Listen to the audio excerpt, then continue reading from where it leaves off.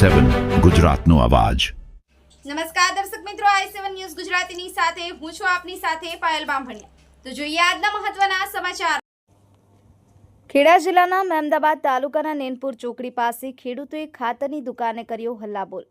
આધારભૂત સૂત્રોના જણાવ્યા અનુસાર તેમજ જાગૃત ખેડૂતના કહ્યા મુજબ ખેડૂતો દ્વારા હાલ ખાતરની ખરીદી ચાલતી હોય ત્યારે ખેડૂતોએ ગંભીર આક્ષેપ કરતા દુકાન માલિકને જણાવ્યું હતું કે આપ ખાતરની 270 રૂપિયાની થેલીના 280 વસૂલો છો, તેમજ દરેક ખેડૂતને ખાતરની ખરીદી ઉપર બિલ પણ આપવામાં આવતું નથી અને ફરજિયાતપણે તમે ખાતર ખરીદો તો આ એક બોટલ લેવી જ પડશે। જો બોટલ નહીં લો તો તમને ખાતર મળશે નહીં, તેવું દુકાનના માલિકે સ્પષ્ટપણે ખેડૂતોને જણાવ્યું હતું।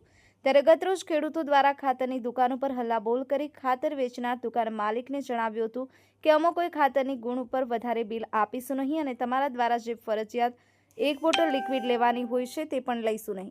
ત્યારે શું જવાબદાર તંત્ર આ બે જવાબદાર ખાતર વેચનાર દુકાનદાર સામે પગલાં લેશે કે પછી ખેડૂતોને અન્યાય કરશે? હાલ તો સમગ્ર મહેમદાબાદ પંથકમાં ખેડૂતોના ઉગ્ર વિરોધ ચર્ચાનો વિષય બનવા પામ્યો છે।